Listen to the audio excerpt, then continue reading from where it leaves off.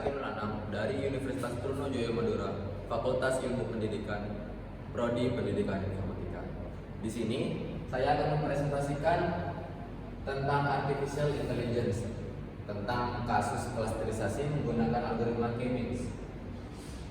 Di sini ada beberapa konten yang akan kita bahas. Yang pertama itu definisi AI, yang kedua machine learning, dan di dalamnya terdapat supervised learning, unsupervised learning. Lalu kita akan masuk ke algoritmanya, klasterisasi K-means.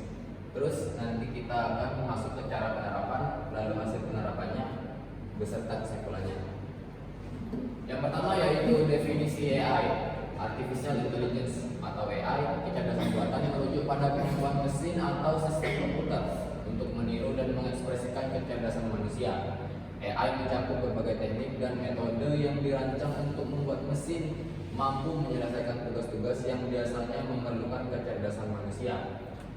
Pengertian artificial intelligence secara spesifik, artificial intelligence AI adalah bidang ilmu komputer yang berfokus pada pengembangan algoritma dan model matematika yang memungkinkan komputer untuk meniru kecerdasan manusia.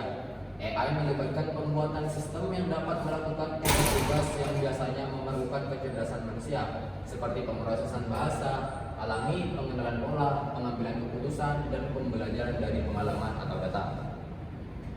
Yang selanjutnya masuk ke machine learning, supervised learning. Supervised learning atau pembelajaran yang terawasi adalah suatu paradigma dalam machine learning di mana model atau algoritma belajar dari data pelatihan yang telah diberi label.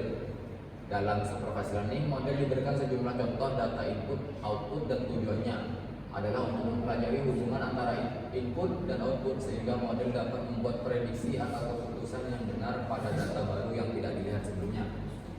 Lalu masuk ke supervised learning, pembelajaran tanpa pengawasan adalah paradigma dalam machine learning di mana model atau algoritma belajar dari data yang tidak memiliki label atau informasi.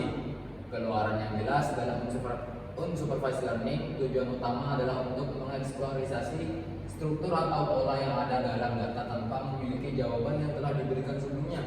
Algoritma unsupervised learning mencoba untuk menemukan struktur tersembunyi dalam data atau mengelompokkan data menjadi kumpulan-kumpulan yang bermakna. Lalu kita masuk ke algoritmanya, klasterisasi K-means. Ke definisi klasterisasi itu sendiri, klasterisasi adalah suatu teknik dalam analisis data yang bertujuan untuk mengelompokkan objek atau data ke dalam kelompok atau klaster yang serupa berdasarkan kesamaan karakteristik atau pola tertentu. Sedangkan algoritma K-means, algoritma ini bekerja dengan cara mengelompokkan data ke dalam K cluster, di mana K adalah jumlah cluster yang ditentukan sebelumnya oleh pengguna. Setiap cluster diwakili oleh pusat cluster atau centroid, dan objek data ditempatkan dalam cluster yang memiliki pusat terdekat. Selanjutnya masuk ke implementasi dari datanya dalam bentuk bahasa Python. Di sini kita menggunakan Google Core Repository. Yang pertama yang perlu kita lakukan adalah mengimport direktorinya. Import numpy smp ini direktori yang diperlukan. Kita mengimport datasets dari Scholar. Lalu di kode kedua di sini kita memuat datasetnya ke Google Colab kita.